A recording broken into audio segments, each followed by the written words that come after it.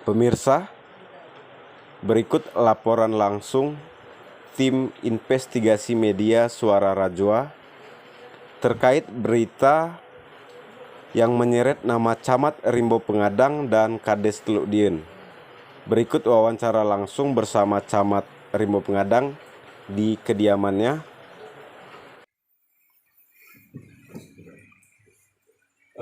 Terkait berita yang beredar baik di media sosial dan juga ada beberapa media yang telah menaikkan itu menyeret nama Camat Rimbo Pengadang dan Kades Teluk Dieng. Bisakah Bapak menceritakan dari awal terkait pemberitaan media yang membuat tentang Bapak terkait larangan menggunakan rakit tersebut, Pak? Ya, terima kasih kepada rekan media yang hadir di tempat kediaman kami. Kami sampaikan bahwa kami Camat Rimbo Pengadang bersama unsur Tripika, Kepala Desa Teluk Dieng, dan Kepala Desa Pangratu dan warga pemilihan pada saat itu mendapat undangan dari pihak BPN Kabupaten Lebong dan perusahaan PT KHE, yang mana kegiatan itu adalah pengukuran ulang lahan yang telah dibebaskan oleh pihak PT KHE. Sekitar jam 10 siang hari Kamis saat itu kami sampai di lokasi, berkumpul di pinggir sungai Air Ketaun dan menyeberang menggunakan rakit dengan menggunakan waktu yang cukup lama karena harus antri. Sampai di lokasi, saya langsung ke pondok salah satu warga. Di saat saya di pondok, bahwa Kades Teluk Dieng menelpon saya dan memanggil bahwa di lokasi ada permasalahan, yaitu pelarangan masuk ke salah satu lahan warga masyarakat, yaitu Ibu Rosni, yang mengklaim bahwa tanah yang akan diukur adalah milik Pak Mahmud, suaminya. Setelah saya hadir di lokasi dan saya panggil seluruh kades dan unsur TPK yang hadir saat itu termasuk pihak perusahaan, maka saya Camat Rimbo Pengadang menyampaikan maksud tujuan kehadiran di lokasi. Dari Ibu Rosni menyatakan bahwa lahan yang diklaim miliknya tidak boleh diukur. Oleh karena itu saya sampaikan ke pihak BPN dan pihak perusahaan, kalau memang Ibu Rosni tidak mau diukur karena diklaim miliknya, maka lahan itu kita tidak ukur. Dan pihak perusahaan pun dan BPN akhirnya mengukur lahan milik warga Desa Teluk Dieng yang ada di sekitar Ibu Rosni. Selanjutnya, setelah pengukuran itu selesai, karena medan yang terlalu sulit untuk kami mengikuti sampai selesai ke arah Desa Pangratu, saya beserta rombongan pulang menuju ke Rakit. Begitupun di Rakit, kami harus menunggu karena Rakit pun harus dengan muatan terbatas, dan saya salah satu menjadi pengemudi Rakit untuk membantu anggota yang ada di lokasi untuk menyeberang. Sampai di seberang Air Ketaun, kami berkumpul di sana menunggu semua yang akan pulang telah sampai di pinggir sungai, dan di sana juga oleh pihak perusahaan memberikan nasi bungkus. Setelah nasi bungkus dibagikan, saya sempat melihat ada Ibu Rosni dengan kawannya di seberang. Setelah melihat kami berkumpul di sana masih banyak, dan salah satunya Pak Miun, bahwa Ibu Rosni mundur. Setelah Ibu Rosni mundur, maka saya pun karena ada aktivitas di kantor, saya meninggalkan lokasi. Saya pun tidak ikut makan siang dan saya pulang ke kantor untuk menyelesaikan tugas yang lain. Mungkin itu yang perlu kami sampaikan kegiatan yang dilaksanakan pada hari itu. Jadi terkait berita yang pernah terbit itu, Pak, ya, kan menjelaskan bahwa camat makan bersama di sana, Pak. Benar itu, Pak? Kalau untuk makan bersama, mungkin saya sampaikan kembali bahwa karena ada kesibukan dan ada tamu saya di kantor, saya tidak ikut makan di sana, dan nasi untuk saya itu dibawa staf ke dalam mobil dan dibawa ke kantor. Tidak ikut makan bersama di sana, nasinya dibawa ke karena ada kantor. keperluan di kantor, Pak ya. Dan mungkin tadi beritanya menyatakan saya sempat makan bersama Kades dan melihat Ibu Rosni terpapar ingin berangkat menggunakan rakit itu tidak benar. Tidak benar, Pak ya.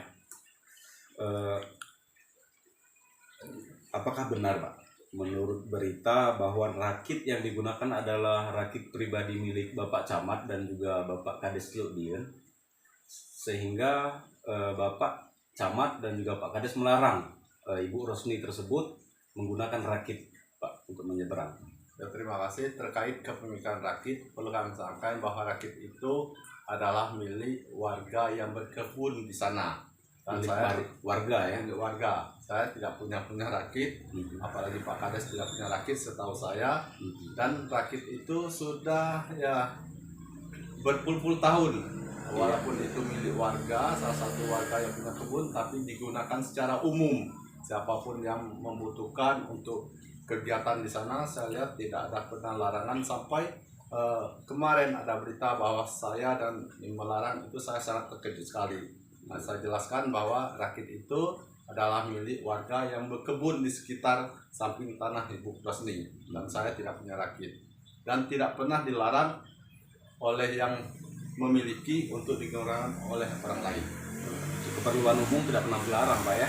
Tidak pernah saya lihat, karena ada warga juga yang mencari ikan ataupun untuk kegiatan lain mereka menggunakan rakit itu, karena itulah salah satu fasilitas yang bisa digunakan untuk menyeberang di air Ketaun itu.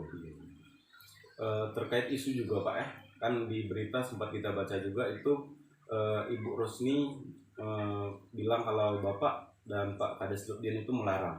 Apakah Bapak bersama Kades Lutdien itu sempat bertemu, Pak, dengan Ibu Rosni dan Ibu Sumiati? Mungkin perlu kami sampaikan bahwa setelah saya melakukan penjelasan di pondok yang diklaim oleh Ibu Rosni miliknya, saya tidak ketemu lagi, kami langsung pulang. Dan di kegiatan terakhir pun saya tidak mengikuti karena ada tamu di kantor. Tadi saya sampaikan bahwa di proses Ibu Rosni menyeberang, sampai menyeberang pun saya tidak pernah ketemu dengan Ibu Rosni. Apalagi Ibu Rosni mau menyatakan mau punya rakit saya larang, itu tentunya tidak benar. Tidak benar, Pak ya. Ya. Terus bagaimana, Pak, tanggapan Bapak dengan adanya berita yang menyeret nama Bapak? Tentu ya merugikan Bapak dan juga Kades Lutdien, Pak. Ya, menyangkut berita, ya tentunya saya sangat menyayangkan. Secara pribadi saya dan keluarga sangat terpukul. Kenapa? Saya dinyatakan untuk menelantarkan seorang ibu yang sudah lanjut usia sampai tidak bisa melaksanakan sholat. Ya, saya berharap pada rekan oknum wartawan kiranya dapat secara profesional ya mengacu kepada pilar-pilar pemberitaan, yaitu media, sehingga berita ini menjadi konsumsi orang banyak, jangan menjadi salah kaprah. Karena ini menyangkut nama camat. Camat itu dalam artian adalah jabatan yang seharusnya melayani, mengayomi masyarakat.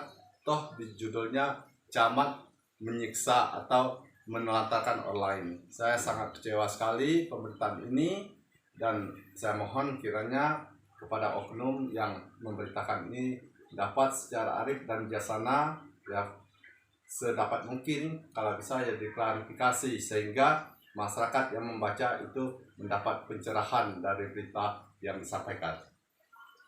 Harapan ke depan seperti apa, Pak?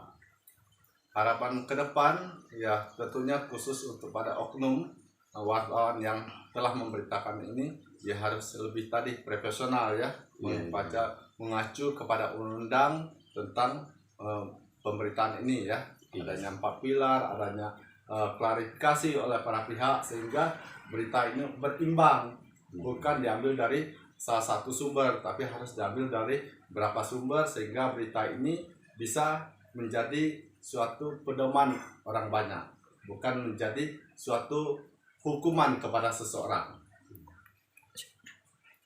Oke, terima kasih Pak. Jangan ditutupnya.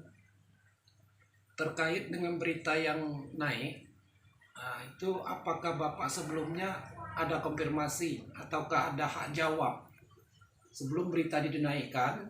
Orang media yang memberitakan Bapak itu apakah sempat menemui Bapak atau belum? Betul sekali, sebagai pengetahuan saya, ya, sebatas pengetahuan saya, seharusnya sebelum berita itu naik, yang mengambil berita di lapangan itu harus konfirmasi. Tapi kenyataannya sampai berita itu naik, semua kawan-kawan keluarga mengkonfirmasikan kepada saya, wartawan ataupun oknum yang kami ditemui di lapangan pada saat itu tidak pernah ada konfirmasi.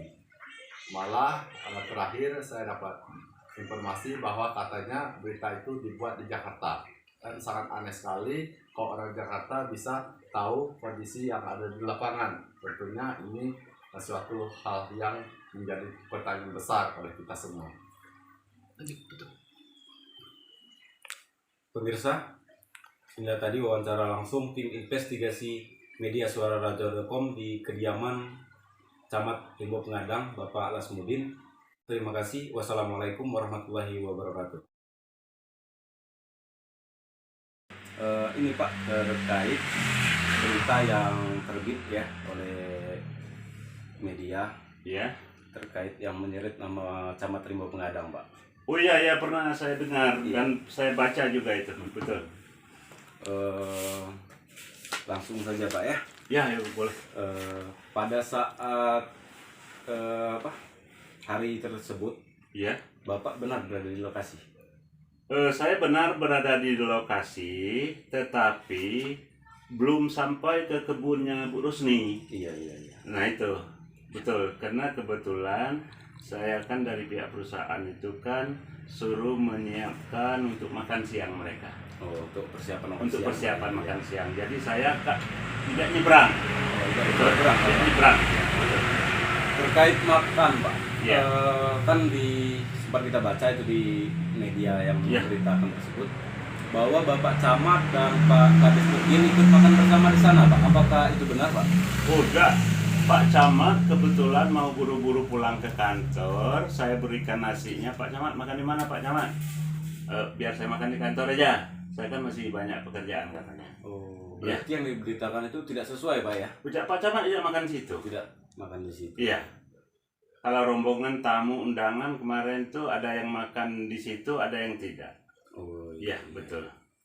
Terus yang terakhir Pak, Iya. terkait larangan menggunakan rakit, benarkah Pak Camat dan Pak Kades Nurdin itu melarang Ibu Rosni untuk menggunakan rakit tersebut, Pak? Saya pikir itu logika aja berpikir, Pak ya. Ini seorang camat, seorang kades. Iya. Secara logika kita berpikir tidak mungkinlah dia melarang orang mau pulang untuk naik rakit. Tidak mungkin. Kemudian Pak Camat juga kan seorang camat, John seorang kades. Tugas mereka kan menyelesaikan masalah, mengayomi masyarakat. Apapun ada kendala, itu Pak Kades dan Pak Camat menyelesaikan, bukan membuat masalah. Nah, logika saja kita berpikir seorang camat melarang ibu-ibu mau pulang naik rakit, dilarang. Sedangkan itu ke seberang itu adalah rakit bersama. Siapapun mau ke kebun, itu rakitnya. Ya, meskipun adik-adik Pak Camat yang buat itu kan jalan ke seberang itu kan jalan ke kebun. Ya, saya pengalaman betul kalau soal itu, Pak. Nah, tidak ada yang melarang siapa yang naik rakit untuk pulang untuk ke kebun, itu tidak mungkin. Kegunaan rakit itu kan untuk menyeberang. Jadi Pak Camat tidak pernah melarang itu, Pak ya? Wah, logika saja itu tidak mungkin lah Pak Camat melarang. Ya. Malahan kalau secara logika kita, Pak Camat ini berpikir untuk membangun jembatan ke seberang. Nah, kira-kira seperti itu. Apalagi tidak melarang orang tidak balik dari kebun. Wah, itu sangat tidak masuk akal. Sebenarnya saya tuh agak kecewa sebenarnya membaca hal itu. Kenapa terlalu buru-buru ya? Ya, terlalu buru-buru lah. Seharusnya konfirmasi dulu dengan Pak Camat. Janganlah Pak Camat itu dijadikan korban. Iya, kasihan. Mereka kan punya tugas banyak. Iya. Apalagi seperti kades. Tugas mereka kan banyak. Iya. Ya secara logika Pak Camat harus mendukung perusahaan itu. Iya. Ya terus terang aja. Ya masyarakat sekitar ini kan menanti kedatangan kapan perusahaan itu bisa mulai bekerja. Mereka menitip harapan supaya dapat kerja di situ. Ya untuk nyambung hidup apalagi zaman sekarang. Nah itu. Oke Pak. Ya. Oke pemirsa, berikut laporan langsung dari kediaman Bapak Saidul yang ikut hadir di lokasi di tempat kejadian yang diberitakan media sebelumnya. Terima kasih. Wassalamualaikum warahmatullahi wabarakatuh. Waalaikumsalam.